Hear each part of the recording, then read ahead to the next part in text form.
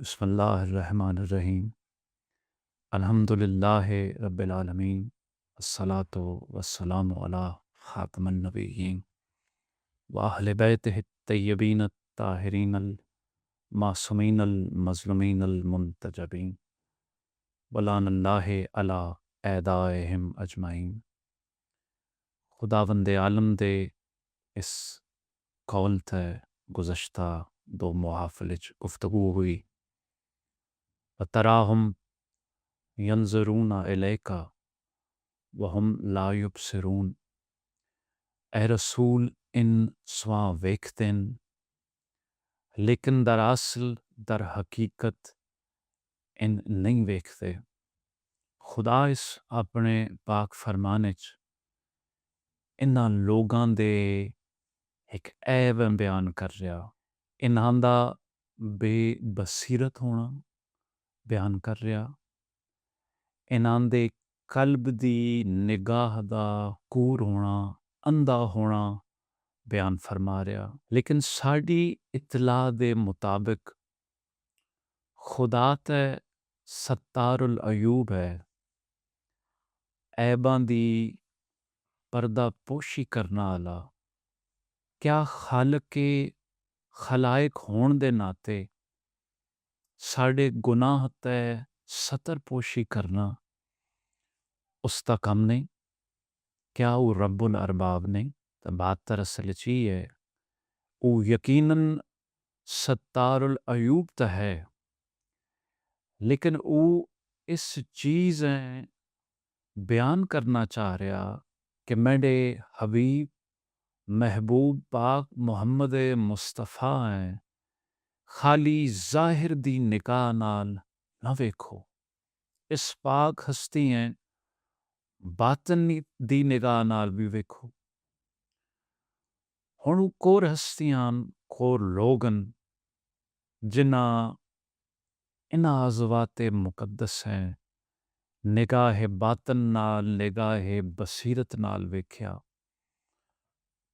ای سوچ ہی خیال گن کاؤندی سلمان محمدی جیسے پاک لوگاں دا۔ جس وقت نگاہ باطن سلمان محمدی اپنے مولا و آقا تے پئی، عرش دی بے پناہ بلندیاں تے تخت بے کے خلائق عالم دے فیصلے انہاں تے حکم صادر کرنے اپنے مولا و آقا ویکھیا۔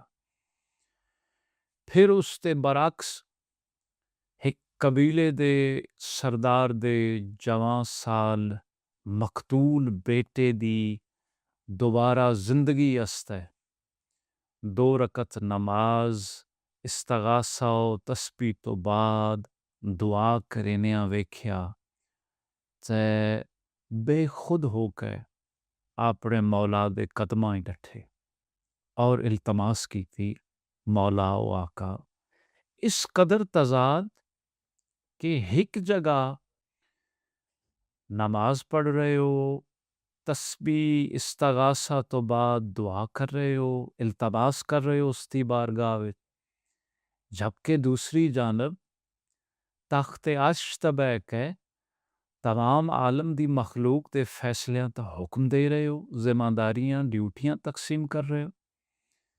پاک مولا متقیان مسکرائے اور فرمایا سلمان، اسی نماز دعا تسبیح پڑھ کے اس دی توحید بچانے اور تخت عرش تے بیٹھ کے فیصلے صادر کر کے اس تے نظام چلانے، اور ای اس دی ذات تا مخلوق تا احسان ہے کہ اس محمد مصطفیٰ دی ایک تصویر نہیں بنائی۔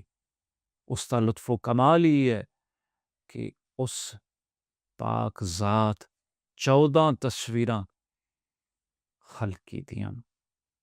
کسی تصویر دا نام علی مرتضیٰ ہے، کسی دا نام حسن مجتبیٰ ہے، اور او اس آیت وچ اشارہ بھی کر رہا، ای اپنی چاہ بیان کر رہا کہ عبادت مہنگی ہوگا، تصور انہاں دا ہوگا، اور لفظ تصور کسی صورت تا متقاضی ہے، صورت تو بغیر تصور ممکن نہیں، یعنی خدا چاہ رہا کہ نماز اگر اس دی ہوئے صورت انہاں دی ہوئے، تصور انہاں دا ہوئے۔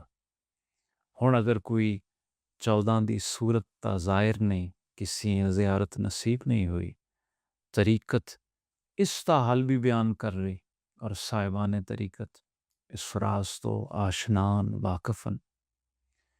ظاہری صورت اور باطنی صورت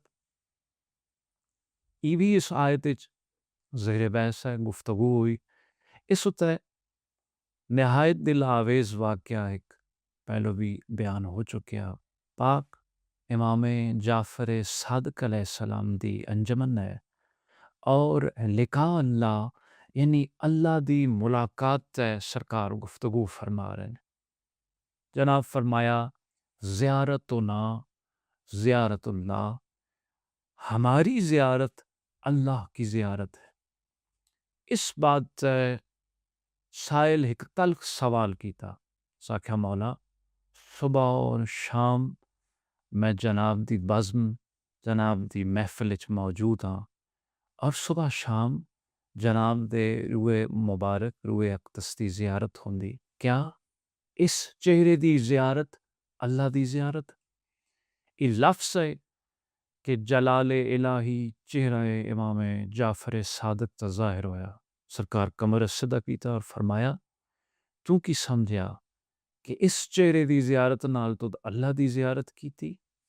فرمایا ای او چہرہ جڑا اسی آپ استوار کر کا ہے، ای او حجاب ہے جڑا اسی آپ تاری کر کا ہے، بروز محشر تو ساڑھے اس چہرے دی زیارت کرے سیں جسے اللہ خلق کیتا۔ گویا معصوم اس وجہ الہی آلے پلہ اشارہ کر رہے ہیں جس تے بارے قرآن آدھا کل شیء ہالک الا وجہ، ہر چیز ہلاک ہے، ہونی نہیں ہے، الا وجہ سوائے چہرے دے، وجہ واو جیم ہے، واو دی قیمت ہے 6، جیم دی قیمت ہے 3، ہے دی قیمت ہے 5، اور جمع حاصل ہے 14۔ گویا خدا پیدا قرآن وچ ہر چیز ہلاک ہے سوائے 14 دے، اور اس کا لطف و احسان یہ ہے کہ وہ ہر عبادت اپنی وچ تصور انہاں 14 دا چاہندا۔ خدا صدقہ انہاں پاک صورتاں دا، انہاں پاک ہستیاں دا ساڑی معرفت مزید فرمائے، وارث سے کون و مکان دے ظہور وچ تاجیل فرمائے، اہل بیت دی زیارت نال بہرہ مند فرمائے۔ اللہم صلی علی محمد و آل محمد وعجل